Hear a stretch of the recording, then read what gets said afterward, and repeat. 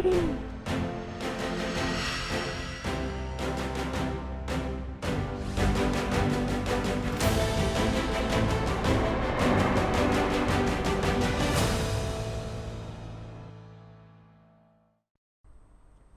Welcome to స్వతంత్ర. నేను నిత్య శ్రీనివాస్. మిడ్ డే న్యూస్ లో హెడ్లైన్స్ చూద్దాం. 5వ జాబితాపై జగన్ కసరత్తు, వైసీపీ నేతల్లో పెరిగిన టెన్షన్.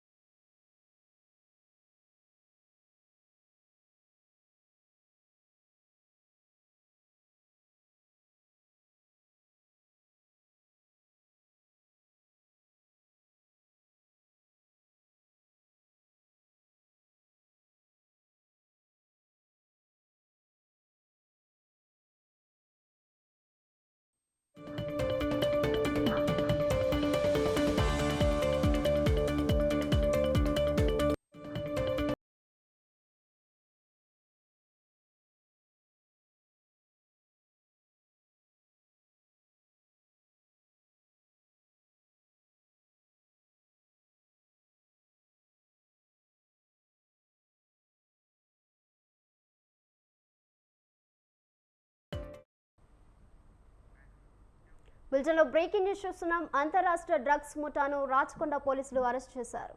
నిషేధిత మత్తు పదార్థాలను రాజస్థాన్ నుంచి హైదరాబాద్కు అక్రమంగా తరలించిన 6 సభ్యుల ముఠాను అరెస్ట్ చేశామని కమిషనర్ సుధీర్ బాబు తెలిపారు. వారి వద్ద నుంచి 150 గ్రాముల హెరైన్, 32 గ్రాముల ఎంజీఎంఏలు, 2 బైక్లు, 60 మొబైల్స్లను స్వాధీనం చేసుకున్నామని అన్నారు. నిందితులకు కఠిన శిక్షలు పడే విధంగా కృషి చేస్తామని, నగరాన్ని డ్రగ్స్ ఫ్రీ నగరంగా మార్చేందుకు నిరంతరం పోలీసుల నిఘా పెంచుతామని తెలిపారు.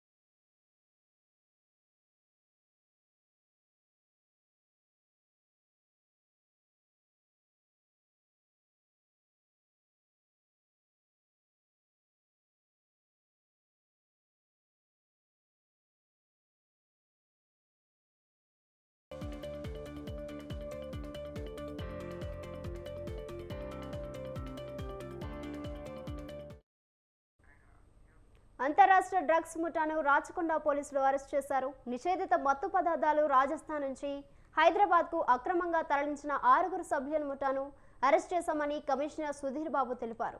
వారి వద్ద నుంచి 150 గ్రాముల హెరైన్, 32 గ్రాముల ఎంజీఎంలు, 2 బైక్లు, 6 మొబైల్స్ను స్వాధీనం చేసుకున్నామని అన్నారు. నిందితులకు కఠిన శిక్షలు పడే విధంగా కృషి చేస్తామని, నగరాన్ని డ్రగ్స్ ఫ్రీ నగరంగా మార్చేందుకు నిరంతరం పోలీసుల నిఘా పెంచుతామని తెలిపారు.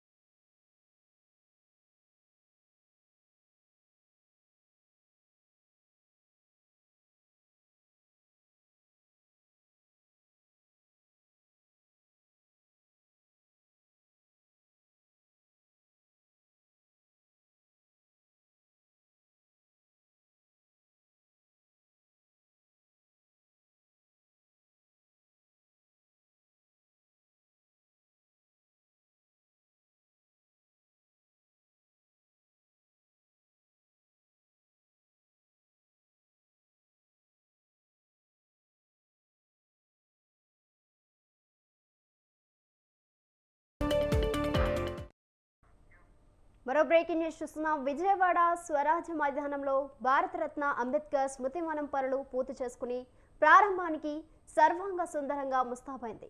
చరిత్రలో నిలిచిపోయేలా రూపుదిద్దుకున్న సామాజిక న్యాయ మహాశిల్పం జాతికి అంకితమిచ్చే తరుణం వచ్చేసింది. అత్యంత అందంగా తీర్చిదిద్దుతున్న ఈ ప్రాంగణం ప్రపంచ స్థాయి పర్యాటకులను సైతం ఆకర్షించే వేదికగా మారనుంది. దేశంలో మతాతీతమైన విగ్రహాల్లో ఇదే అతిపెద్దది. 206 అడుగుల భారీ అంబేద్కర్ విగ్రహం నగరానికి ప్రత్యేక ఆకర్షణగా నిలవనుంది. 81 అడుగుల బేస్, 125 అడుగుల విగ్రహంతో స్మృతివనం నిర్మించారు.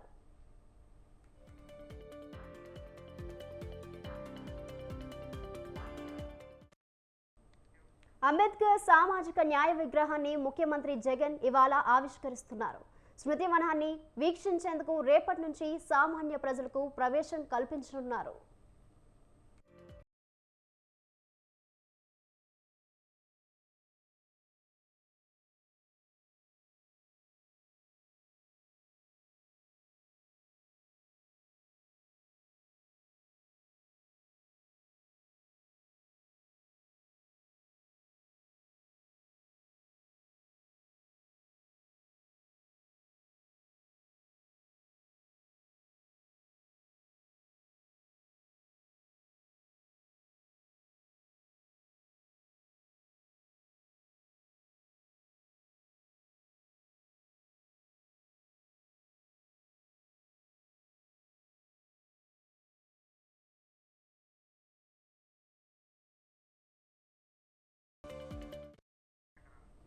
రాష్ట్ర ప్రభుత్వం ఈ ప్రాజెక్టును ఎంతో ప్రతిష్టాత్మకంగా చేపట్టింది. 18.18 ఎకరాల్లో దాదాపు 404 కోట్లకు పైగా ఖర్చుతో పనులు చేపట్టారు. ఇందులో అందమైన గార్డెన్ను రూపొందించారు. అంబేద్కర్ విగ్రహం పనుల కోసం రూపొందించిన ప్రాజెక్టు పనులకు దేశీయ మెటీరియల్నే ఉపయోగించారు. ప్రత్యేకంగా అందమైన గార్డెన్, వాటర్ బాడీస్, మ్యూజికల్ ఫౌంటైన్లు, చిన్నపిల్లలు ఆడుకోవడానికి, వాకింగ్ చేసుకోవడానికి వీలుగా తీర్చిదిద్దారు. మొత్తం భవనాన్ని 30 మీటర్ల లోతులో 539 పిల్లర్లతో నిర్మించారు. ముందు భాగం కారిడార్ను 166 పిల్లర్లతో రూపొందించారు. దీనిని 388 మీటర్ల పొడవు, 4.5 మీటర్ల వెడల్పుతో రూపొందించారు. ఇందులో ఆయన జీవిత చరిత్ర తెలిపే 38 ఘట్టాలను ప్రదర్శించేలా ఆర్ట్ వర్క్ ఏర్పాటు చేశారు.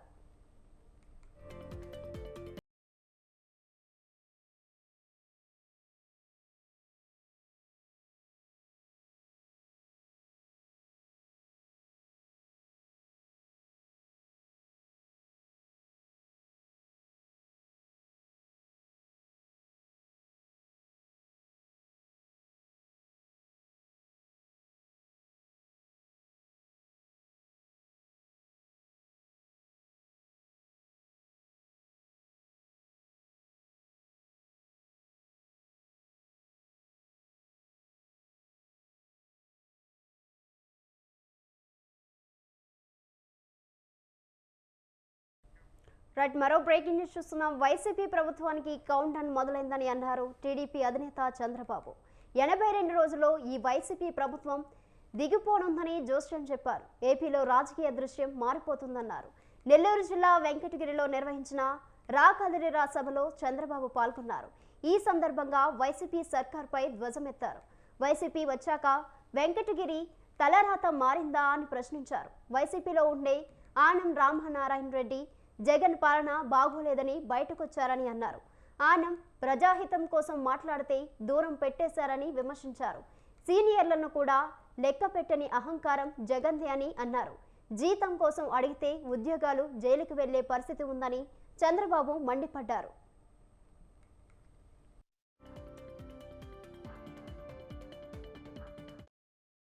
రాష్ట్రాన్ని రివర్స్ గేర్ లో పెట్టిన తొగ్లక్ పని అయిపోయింది.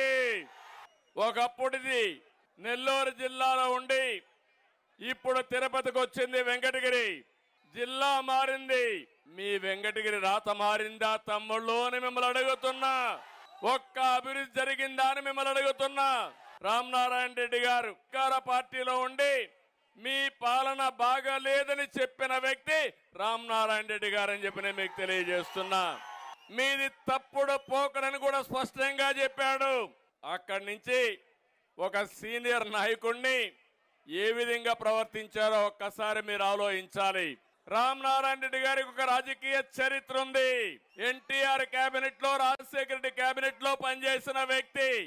అలాంటి వాళ్ళ మాట కూడా వినకపోతే ఈ తుగ్లక్ ఎవరి మాట వింటారు తమ్ముళ్ళు అని మిమ్మల్ని అడుగుతున్నా.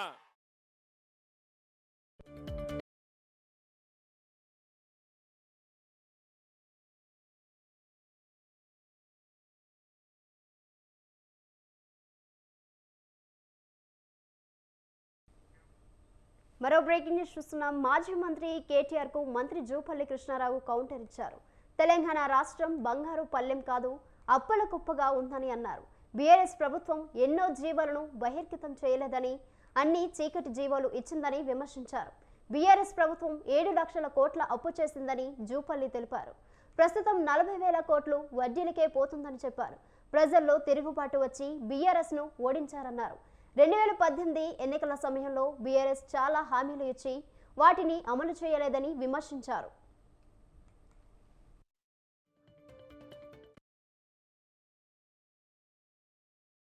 భావమర్దులు ఒకరి మీద ఒకరు పోటీపడి ప్రజలు తిరగబడతారు అని మాట్లాడుతున్నారు. కేటీఆర్, హరీష్ రావు ఇద్దరు భావమర్దులు కలిసి ఎవరు మంత్రాలు చదువుతారో తెలియదు. మీరు గడిచిన 9.5 సంవత్సరాల క్రితం చాలా మాటలు చెప్పారు, చాలా హామీలు ఇచ్చారు.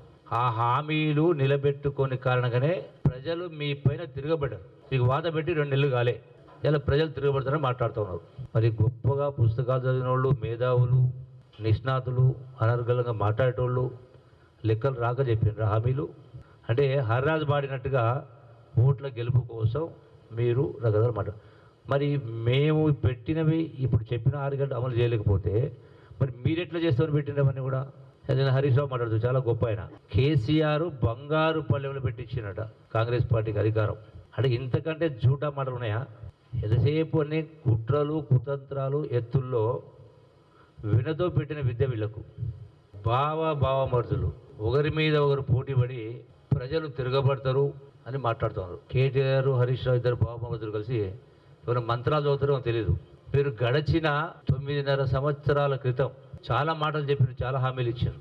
ఆ హామీలు నిలబెట్టుకొని కారణంగానే ప్రజలు మీ పైన తిరగబడ్డారు. మీకు వాద పెట్టి 2 నెలలు.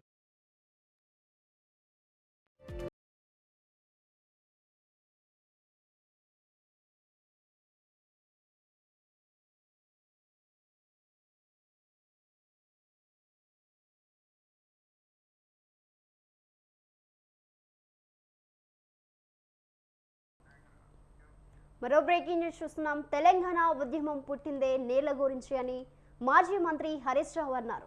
ఉమ్మడి ప్రాజెక్టులను కేఆర్ఎంబీకి అప్పగించాలని నిర్ణయించినట్టు వార్తలు వచ్చాయని అన్నారు. ఇదే నిజమైతే తెలంగాణకు తీవ్ర నష్టం జరుగుతుందన్నారు. గతంలోనూ ఉమ్మడి ప్రాజెక్టులను కేఆర్ఎంబీకి అప్పగించాలని డిమాండ్ వచ్చిందని గుర్తు చేశారు. ఉమ్మడి ప్రాజెక్టులను కేఆర్ఎంబీకి అప్పగించాలన్న నిర్ణయాన్ని గతంలో తాము వ్యతిరేకించాలని హరీష్ రావు తెలిపారు.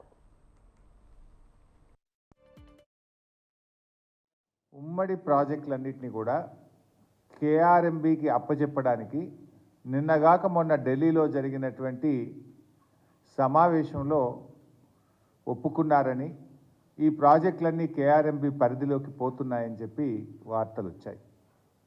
అంటే కేంద్ర జలవనరుల శాఖ మొన్న జరిగినటువంటి మీటింగ్లో ఆంధ్రప్రదేశ్, తెలంగాణకు చెందినటువంటి ఇరిగేషన్ అధికారులందరూ కూడా ఢిల్లీకి వెళ్ళారని, ఆ మీటింగ్లో కంబైన్డ్ ప్రాజెక్ట్స్ అన్నీ కూడా వెంటనే వారం రోజుల్లోగా కేఆర్ఎంబీకి అప్పచెప్పుతూ ఒక నిర్ణయం తీసుకున్నారని చెప్పి పత్రికల్లో వార్తలు వచ్చాయి. మరి ఈ ప్రాజెక్టులన్నీ కేఆర్ఎంబీకి అప్పచెప్పితే అది తెలంగాణకు తీవ్రమైనటువంటి అన్యాయం జరిగేటువంటి అవకాశం ఉంది. కేఆర్ఎంబీ 15 జూలై 2021లోనే ఒక నోటిఫికేషన్ ఇచ్చింది, ఈ ప్రాజెక్టులన్నీ కూడా కేంద్ర ప్రభుత్వం కేఆర్ఎంబీకి అప్పచెప్పాలని.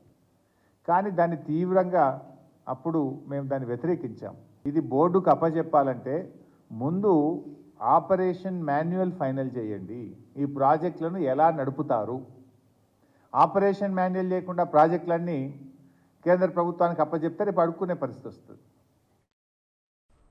ఏపీలో ఈ రోజు నుంచి కులగణన ప్రారంభం కానుంది. ఈ సర్వే ఇప్పటికే 2 సార్లు వాయిదా పడింది. మొదట గత ఏడాది నవంబర్ 27 నుంచి చేపట్టాలని నిర్ణయించి వై ఏపీ న్యూస్ జగన్ కార్యక్రమం కోసం వాయిదా వేయగా ఆ తర్వాత డిసెంబర్ 10 నుంచి నిర్వహించాలని నిర్ణయించినా చేపట్టలేదు. తాజాగా ఇవాళ నుంచి సర్వే ప్రారంభించాలని గ్రామ వార్డు సచివాలయాలకు ఆదేశాలు వెళ్లాయి.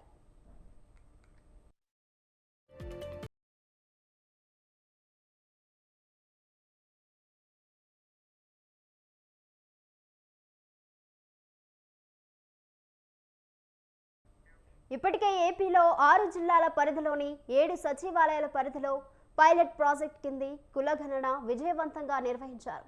ఇక ఈ రోజు నుంచి నిర్వహించనున్న సర్వేలో ప్రతి సచివాలయం పరిధిలోని ఇళ్లకు వాలంటీర్లు వెళ్లి ప్రతి ఒక్కరి వివరాలను సేకరిస్తారు. ఈ ప్రక్రియ 10 రోజుల పాటు అంటే ఈ నెల 28వ తేదీ వరకు కొనసాగనుంది.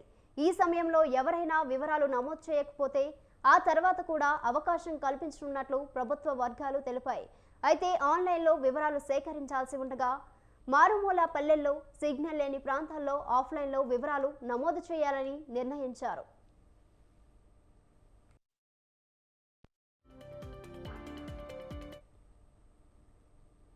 వచ్చే ఆర్థిక సంవత్సరానికి ప్రవేశపెట్టనున్న బడ్జెట్పై తెలంగాణ ప్రభుత్వం కసరత్తు షురూ చేసింది. ఇప్పటికే అన్ని శాఖల నుంచి ఆర్థిక శాఖ ప్రతిపాదనలు కోరింది. ముఖ్యంగా 6 గ్యారెంటీల అమలుపై స్పెషల్ ఫోకస్ పెట్టింది రేవంత్ సర్కార్. ప్రస్తుతం రాష్ట్ర ఆర్థిక పరిస్థితులకు అనుగుణంగా వాస్తవ బడ్జెట్పై కసరత్తు చేస్తున్న ప్రభుత్వం మరోవైపు ఆదాయ వనరులపై కూడా ఫోకస్ పెట్టింది. అదనపు రాబడులపై దృష్టి పెడుతూనే పెండింగ్ బకాయిల లిస్టును రెడీ చేస్తోంది.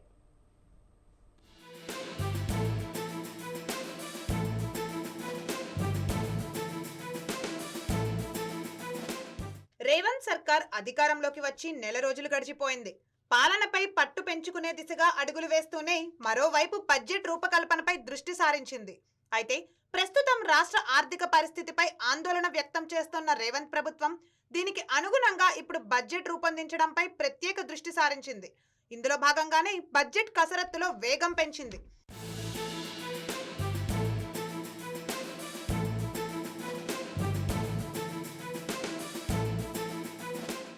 గత ప్రభుత్వం ఆర్థిక క్రమశిక్షణ పాటించకపోవడంతో రాష్ట్రం అప్పుల కుప్పగా మారిందని ప్రస్తుత కాంగ్రెస్ ప్రభుత్వం ఆరోపిస్తోంది. ఉట్టి ఆరోపణలే కాకుండా రాష్ట్ర ఆర్థిక పరిస్థితిని ప్రజలకు వివరించే ప్రయత్నంలోనూ భాగంగా పలు శాఖలపై శ్వేతపత్రాలను విడుదల చేసింది. ఇక తాజాగా బడ్జెట్ రూపకల్పనపై కసరత్తు ప్రారంభించింది. దీనికోసం అన్ని శాఖల వారీగా లెక్కలు తీస్తోంది.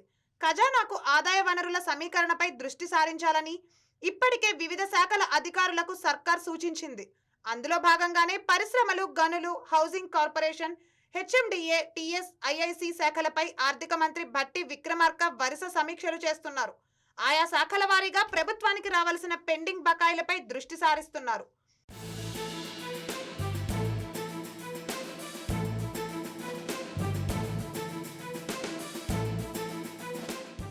మరోవైపు ఆదాయం పెంచుకునేందుకు గత ప్రభుత్వం భూముల అమ్మకం చేపట్టింది. రాష్ట్రంలో పరిశ్రమలు, టీఎస్ఐఐసి, హెచ్ఎండిఏ శాఖల పరిధిలో చాలా చోట్ల భూముల అమ్మకాలను చేపట్టింది. అయితే ఈ భూముల అమ్మకాల ద్వారా రాష్ట్ర ప్రభుత్వానికి సమకూరిన ఆదాయం ఎంత, ఇంకా ఎప్పటి వరకు రావాల్సిన బకాయి నిధులు ఎంత అన్న దానిపై లెక్కలు తీస్తున్నారు ప్రభుత్వ పెద్దలు. దీనికోసం ఆయా శాఖలకు ప్రత్యేక కార్యాచరణను సిద్ధం చేయాలని ఆదేశించారు. ముఖ్యంగా పరిశ్రమల శాఖ పరిధిలో ఉన్న జాయింట్ వెంచర్స్ నుండి ప్రభుత్వానికి రావాల్సిన ఆదాయ వనరుల గురించి ఇప్పటికే లెక్కలు తీశారు. జాయింట్ వెంచర్స్ ద్వారా ప్రభుత్వానికి 955 కోట్ల రూపాయలు రావాల్సి ఉండగా 430 కోట్ల రూపాయలు వచ్చాయని గుర్తించిన ఆర్థిక శాఖ మిగతా 525 కోట్ల బకాయిలు రాబట్టేందుకు ప్రత్యేక కార్యాచరణతో ముందుకు వెళుతోంది. ఇలా రాష్ట్ర ప్రభుత్వానికి రావాల్సిన ప్రతి పైసాను సమీకరించే బాధ్యతను ఆయా శాఖల అధికారులు అప్పగించింది రేవంత్ సర్కార్.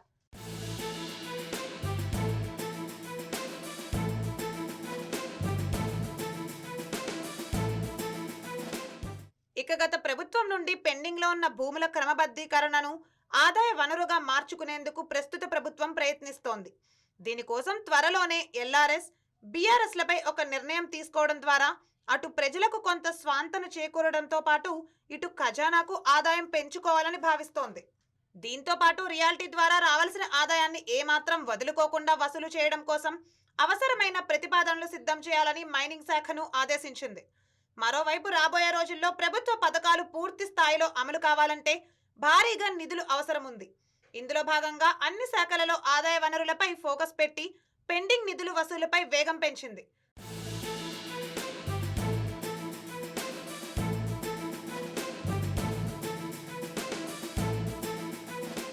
మొత్తానికి ప్రభుత్వం ఏర్పడిన తర్వాత తొలి బడ్జెట్పై కసరత్తు ప్రారంభించిన సర్కార్ ఒకవైపు రాష్ట్ర ఆర్థిక పరిస్థితిపై చర్చలు జరుపుతూనే మరోవైపు ఆదాయ వనరుల వేటలో పడింది. ఇందులో భాగంగా పెండింగ్ నిధులను ఖజానాకు రప్పించేందుకు ప్రయత్నాలు ముమ్మరం చేసింది. మరి బకాయిలను వసూలు చేయడంలో రేవంత్ సర్కార్ ఎంత మేరకు సక్సెస్ అవుతుందో చూడాలి.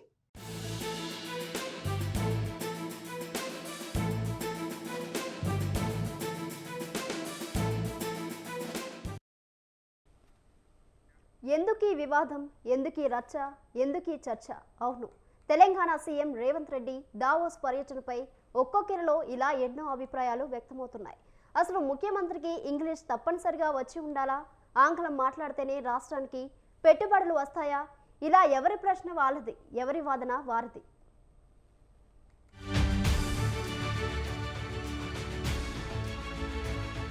పెట్టుబడుల ఆకర్షణే ప్రధాన లక్ష్యంగా తెలంగాణ సీఎం రేవంత్ రెడ్డి దావోస్లో పర్యటిస్తున్నారు. సుమారు 60 మందికి పైగా పలు దేశాలకు చెందిన పారిశ్రామిక దిగ్గజాలను కలిసి రాష్ట్రంలో పెట్టుబడులు పెట్టాలని కోరడమే కాదు, కోట్లాది రూపాయల మేర పెట్టుబడులను సాధించగలిగారు. ఇదే విషయాన్ని ప్రభుత్వం ప్రధానంగా చెబుతుంది.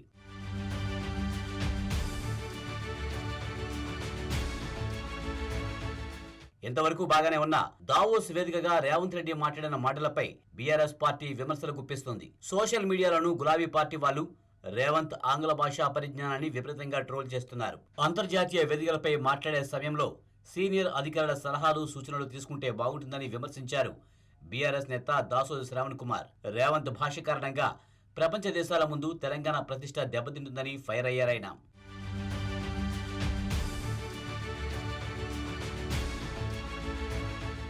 విపక్ష బీఆర్ఎస్ నేతలు ఇంతటితో ఆగలేదు. గతంలో వివిధ సందర్భాల్లో కేసీఆర్ శాసనసభలో మాట్లాడిన ఇంగ్లీషును, ఇక దావోస్ వేదికగా గతంలో ఐటీ శాఖ మంత్రి హోదాలో కేటీఆర్ స్పీచ్ ను ప్రస్తావిస్తున్నారు. గులాబీ పార్టీ సోషల్ మీడియాలో అయితే మరో అడుగు ముందుకేసి వీడియోల రూపంలో సామాజిక మాధ్యమాల్లో ప్రదర్శిస్తున్నారు.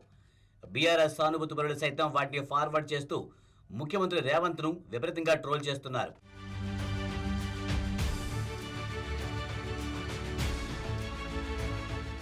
గులాబీ పార్టీ చేస్తున్న ఈ ప్రచారంపై కాంగ్రెస్ మండిపడుతుంది. అదే సమయంలో తటస్థంగా ఉన్న వారు సైతం ఇదేమంతా పెద్ద విషయం కాదంటున్నారు. దావోస్ వేదికగా సీఎం చేస్తున్న పనిని నెగిటివ్ కోణంలో చూడవద్దని అంటున్నారు. ఇక్కడ చూడాల్సింది ముఖ్యమంత్రి భాష కాదని, పెట్టుబడులు ఆకర్షించాలన్న తపన మాత్రమే అని చెబుతున్నారు. అదే సమయంలో దేశంలో ఎంతమంది సీఎంలు అనర్గళంగా ఇంగ్లీషు మాట్లాడగలరని ప్రశ్నిస్తున్నారు.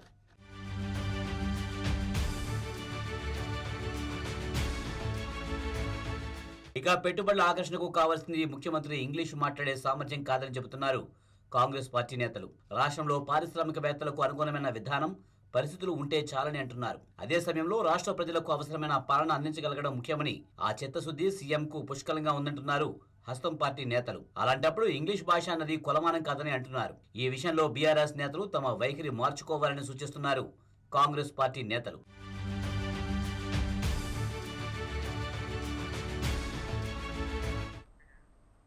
బీఆర్ఎస్లో పరిస్థితి అనూహ్యంగా ఉంది. ఎమ్మెల్యేలపై ప్రజా వ్యతిరేక వల్లే ఓడామని గులాబీ అధిష్టానం భావిస్తుందా? పార్లమెంట్ సన్నాహక సమావేశాల్లో మాజీ ఎమ్మెల్యేనే బాధ్యులని చేస్తున్నారా?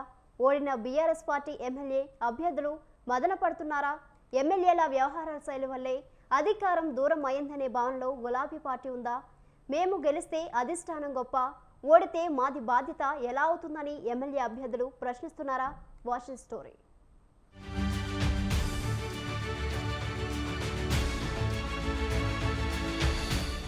ఎన్నికల్లో అనూహ్యంగా ఎదురైన ఓటమిని జీర్ణించుకోవడం ఇటు బీఆర్ఎస్ అధిష్టానానికి, అటు ఓడిన ఎమ్మెల్యేలకు కష్టంగానే ఉంది. ఎన్నికల్లో ఓటమి తర్వాత బీఆర్ఎస్ పార్టీ సమీక్షలకు సిద్ధమైంది. ఎన్నికల్లో ఎందుకు ఓడమనే కారణాలపై ఆరా తీస్తున్నారు, లెక్కలు వేసుకుంటున్నారు. వచ్చే లోక్సభ ఎన్నికలకు సన్నద్ధం కావాల్సిన వేళ పార్టీ ఓటమికి తాజా మాజీ ఎమ్మెల్యేల వ్యవహార శైలి కారణమని సన్నాహక సమావేశంలో క్యాడర్, పార్టీ ముఖ్య నాయకులు అధిష్టానం దృష్టికి తీసుకువస్తున్నారు. దీంతో మాజీ ఎమ్మెల్యేలు లోలోన మదనపడుతున్నారు. పార్టీ ఓటమికి ప్రభుత్వంపై ప్రజా వ్యతిరేకత ప్రధాన కారణమనే వాదన తెరపైకి తీసుకొస్తున్నారు.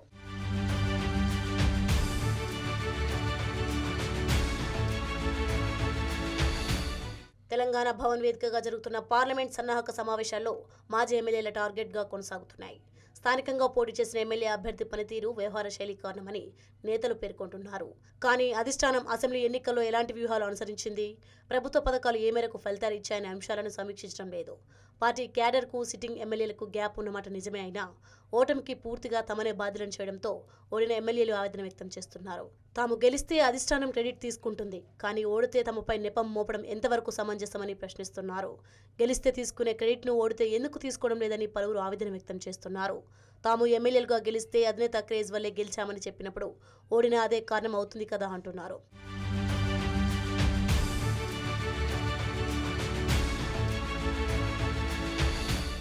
పార్టీ వరుసగా 2 సార్లు అధికారానికి వచ్చిన తర్వాత ఎమ్మెల్యేల నియోజకవర్గానికి సుప్రీం చేసినప్పటి నుంచి గ్రూపులకు మరింత ఆజ్యం పోసిందనే భావన ఉంది.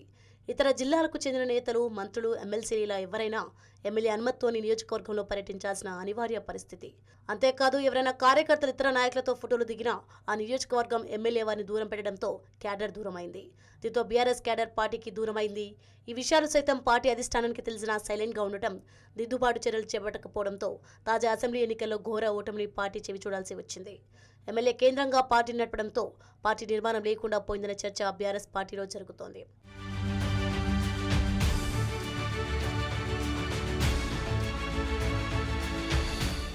అసెంబ్లీ ఎన్నికల్లో బీఆర్ఎస్ పార్టీ ఓటమిలో అధిష్టానం తప్పిదాలు, ప్రాతినిధ్యం వహించిన ఎమ్మెల్యేల తప్పిదాలున్నా సమీక్ష సమావేశాల్లో మాత్రం ఓడిన ఎమ్మెల్యే అభ్యర్థులను టార్గెట్ చేయడంతో ఓడిన వారు ఇబ్బందులు ఎదుర్కొంటున్నారు.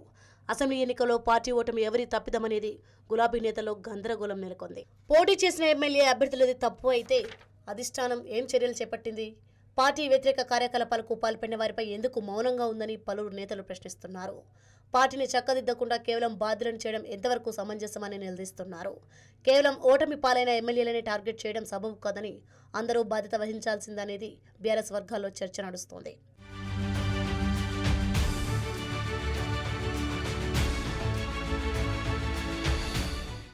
పార్లమెంట్ ఎన్నికల్లోగా సన్నాహక సమావేశాలు పార్టీ బలోపేతానికి ఉపయోగపడతాయని బీఆర్ఎస్ అధిష్టానం భావిస్తుంది. అందులో భాగంగానే పార్టీ క్యాడర్, కార్యకర్తల నుండి అభిప్రాయాలు సేకరిస్తున్నారు. ఈ సమావేశంలో ఎమ్మెల్యే అభ్యర్థులు గెలిచిన నాటి నుండి తమను కలుపుకుపోలేదని మెజార్టీ కార్యకర్తలు అధిష్టానం దృష్టికి తీసుకువెళ్తున్నారు. మరోవైపు ఓటంలో పార్టీ అధిష్టానం సైతం బాధ్యత వహించాలని ఓడిన ఎమ్మెల్యే అభ్యర్థులు సైతం బహిరంగంగానే వ్యాఖ్యానిస్తున్నారు.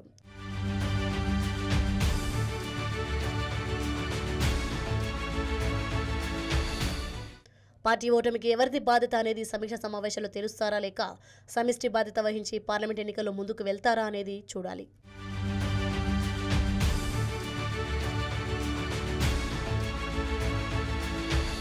ఎస్సీ వర్గీకరణపై కేంద్రం ముందడుగు వేసింది. ఈ మేరకు 5 సభ్యులతో కూడిన కమిటీని ఏర్పాటు చేసింది. కేబినెట్ కార్యదర్శి రాజీవ్ గౌబా ఈ కమిటీకి నేతృత్వం వహించనున్నారు. కార్యదర్శి రాజీవ్ గౌబా నేతృత్వంలో 5 సభ్యులతో కమిటీని ఏర్పాటు చేశారు. దీనిలో సభ్యులుగా కేంద్ర హోంశాఖ, న్యాయశాఖ, గిరిజన, సామాజిక న్యాయశాఖల కార్యదర్శులు ఉన్నాయి.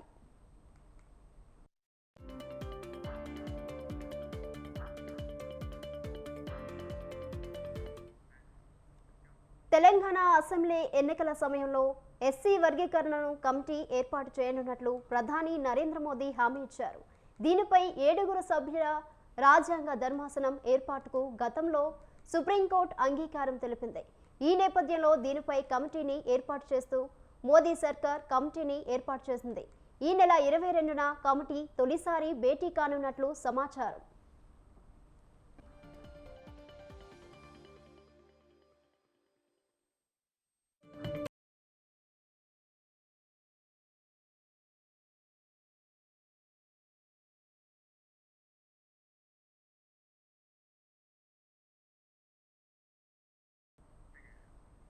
టీడీపీకి ఎంతో సేవ చేశానని, అయినప్పటికీ తనకు అన్యాయం జరిగిందని తిరువూరు వైసీపీ ఇన్ఛార్జ్ నల్లగుట్ట స్వామిదాస్ ఆవేదన వ్యక్తం చేశారు. పార్టీలో ఎన్నో అవమానాలు భరించానన్నారు. తిరువూరు ప్రజలందరూ తనను ఆదరిస్తున్నారని ఈ సందర్భంగా తెలియజేశారు. సీఎంఏ జగన్ తనను హక్కున చేర్చుకుని రాజకీయ పునర్జన్మనిచ్చారని నల్లగుట్ట స్వామిదాస్ తెలిపారు.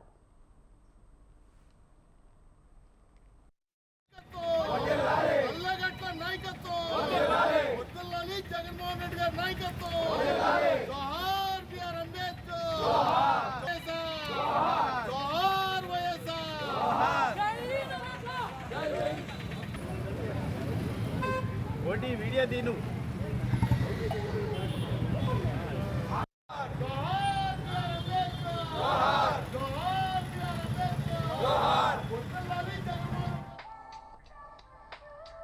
ఈ నెల 20న ఎన్టీఆర్ వర్ధంతి ఏఎన్ఆర్ శత జయంతి కార్యక్రమాలను నిర్వహించనున్నట్లు లోక్ నాయక్ ఫౌండేషన్ వ్యవస్థాపక అధ్యక్షులు ఆచార్య యార్లగడ్డ లక్ష్మీప్రసాద్ తెలిపారు.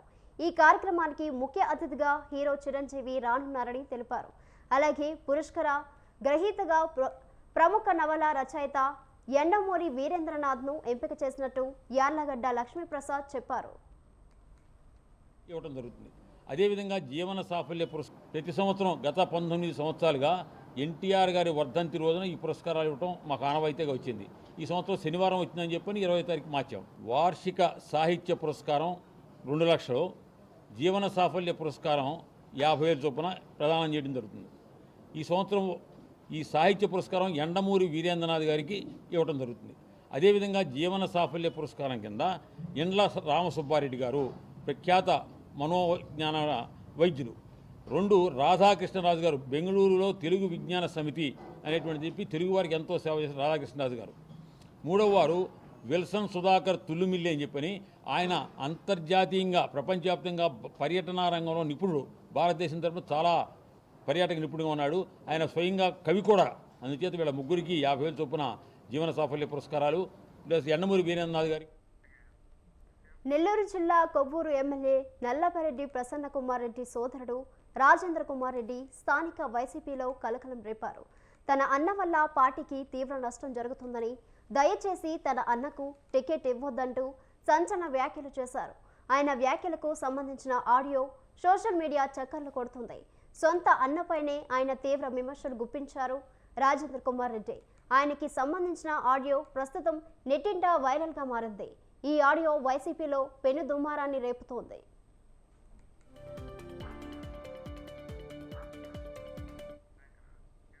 ఒక్కో మండలాన్ని ఒక్కో నాయకుడికి అప్పగించడం వల్ల వర్గ విభేదాలు పెరిగిపోయాయని రాజేంద్ర కుమార్ అన్నట్లు ఆడియో వైరల్ అవుతుంది. పార్టీ జెండాలని భుజాన మోసిన సామాన్య కార్యకర్తలు, నేతలు నలిగిపోతున్నారు. ప్రసన్న కనీసం వారిని కలవడం లేదు. ప్రసన్న అహం వల్ల గతంలో 2 సార్లు ఓడిపోయారు. మళ్ళీ అదే అహం ప్రదర్శిస్తున్నారు.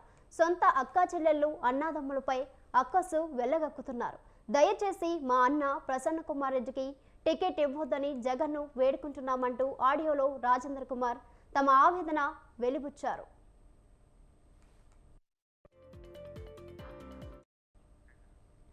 మరోవైపు తనపై ఎన్ని కుట్రలు చేసినా తానే గెలుస్తానని ఎమ్మెల్యే నల్లపరెడ్డి ప్రసన్న కుమార్ రెడ్డి అంటున్నారు. తనపై అసత్య ప్రచారాన్ని నమ్మొద్దని కోరారు.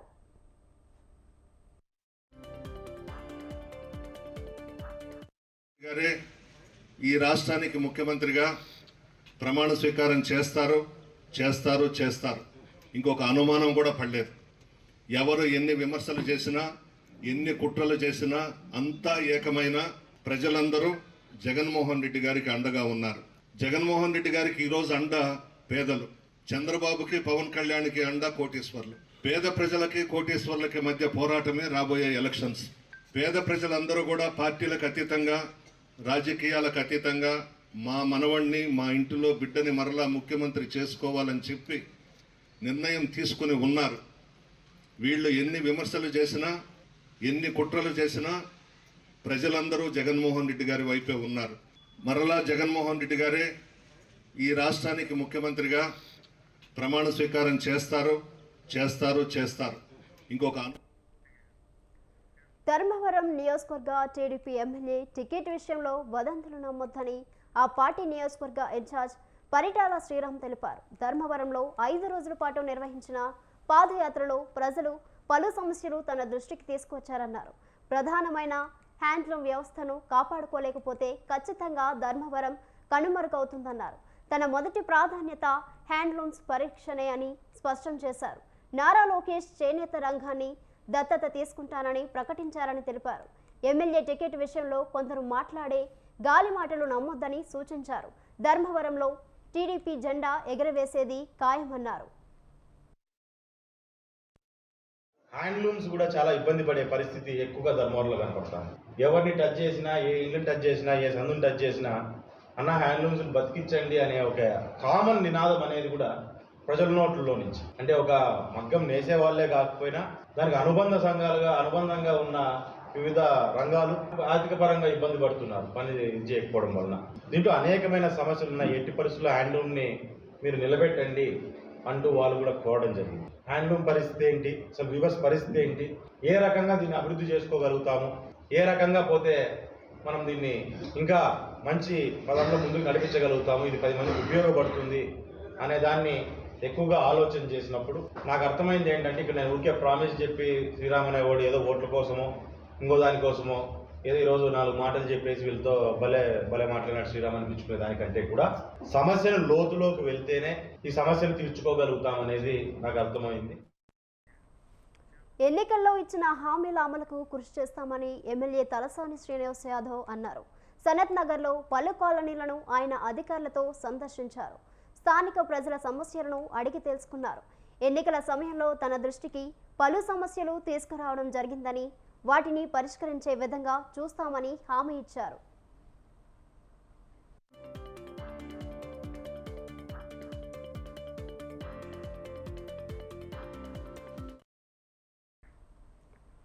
కాకినాడ జిల్లా పిఠాపురం నియోజకవర్గం కొనపాపేట గ్రామంలో దివీస్ పరిశ్రమ పైప్ లైన్ను వెంటనే తొలగించాలంటూ మత్స్యకారులు ఆందోళన బాటపట్టారు. సుమారు 11 గ్రామాల మత్స్యకారులు కొనపాపేట గ్రామంలో నడి రోడ్డుపై బైఠాయించారు. ఫ్యాక్టరీ నుండి వచ్చే వ్యర్థాల వల్ల మత్స్య సంపదను కోల్పోతున్నామని అన్నారు. బోటులు దెబ్బతింటున్నాయని, వలలకు తీవ్రంగా నష్టం వాటిల్లుతుందని ఆవేదన వ్యక్తం చేశారు.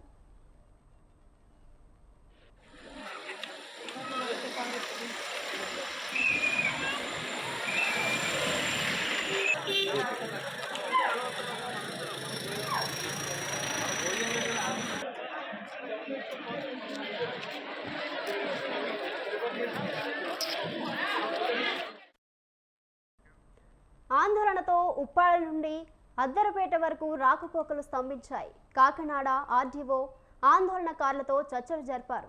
సమస్యకి పరిష్కారం చూపని ఎడల భవిష్యత్తులో ఆందోళనను ఉధృతం చేస్తామని హెచ్చరించారు మత్స్యకారులు.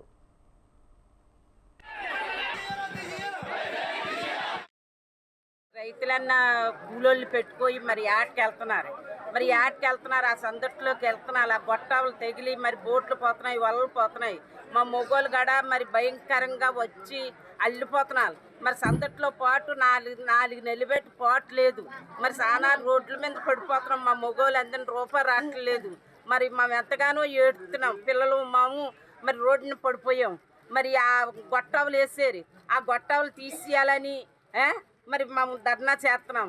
మాకు డబ్బు అయితే వద్దు. మాకు ఆ కంపెనీ ద్వారాగా గొట్టాలు సందట్లో మా మొగోలు ఆటలకు వెళ్తున్నారు కాబట్టి ఆ గొట్టాలు తీసేయాలని మీ అందరికీ వందనాలు చెల్లించుకుంటున్నాను. వికారాబాద్లో మహిళా హత్య కేసు మిస్టరీ వీడింది. మృతురాలు చేబెళ్లకు చెందిన అనసూయగా గుర్తించారు. 4 రోజుల క్రితం వికారాబాద్లో అనసూయ హత్యకు గురైంది. ఈ కేసులో నిందితుడు బాబును పోలీసులు అరెస్ట్ చేశారు. అనసూయతో బాబుకు వివాహేతర సంబంధం ఉన్నట్లు తెలుస్తోంది. అనసూయను నిర్మానుష్య ప్రాంతానికి తీసుకెళ్లి హత్య చేశాడు. కాళ్ల కడియాలు, చెవిదిద్దులు ఎత్తుకెళ్లాడు. బాబుపై గతంలో పలు కేసులు నమోదైనట్లు పోలీసులు తెలిపారు. టౌన్ పోలీస్ స్టేషన్ పరిధిలో ఉన్నటువంటి పుల్మద్ది గ్రామంలో ఒక అన్ఐడెంటిఫైడ్ డెడ్ బాడీ కాల్చివేసి ఉందని చెప్పేసి కంప్లైంట్ ఇవ్వడం జరిగింది. అన్ని పోలీస్ స్టేషన్కి మనకి ఇన్ఫర్మేషన్ ఇచ్చి లుకౌట్ నోటీసులు పంపించడం ద్వారా 17వ తారీఖు చేవెళ్ళలో ఒక మిస్సింగ్ కేసు కంప్లైంట్ ఇవ్వడం జరిగింది వాళ్ళ కుటుంబ సభ్యులు. దాన్ని ఆధారం చేసుకొని ఇమీడియట్గా వాళ్ళు మాకు సమాచారం ఇవ్వగానే ఆ కుటుంబ సభ్యులతో మాట్లాడిన తర్వాత ఆ డెడ్ బాడీని గుర్తించడం జరిగింది. Errolla Anasuya, news teams, CC footages, cell phone technology వీటన్నింటినీ కూడా కలెక్ట్ చేసి ప్రాపర్గా ఎవిడెన్స్ బిల్డప్ చేసి నేరస్తుని నిన్న నైట్ అదుపులోకి తీసుకోవడం జరిగింది. ఈ హౌస్పల్లి బాబే మనకి తిరుమల శ్రీవారిని ఉదయం వీఐపీ విరామ సమయంలో ఎమ్మెల్సీ కంచర్ల శ్రీకాంత్, డీఐజీ అమ్మిరెడ్డి వేరువేరుగా దర్శించుకున్నారు. వారికి ఆలయ అధికారులు స్వాగతం పలికి దర్శనం ఏర్పాట్లు చేశారు. దర్శనం అనంతరం రంగనాయకుల మండపంలో వేద పండితులు వేద ఆశీర్వాదం అందించగా టీటీడీ అధికారులు తీర్థ ప్రసాదాలు అందించారు.